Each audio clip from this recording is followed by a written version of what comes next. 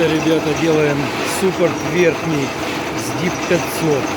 Вырвало вот здесь по кругу, повырывало крепеж, болты. Сейчас делаем его, реставрируем. Туда поставим такую хром-шайбу и тоже ее фрезернем, ее посадим. Ремонтную, скажем так.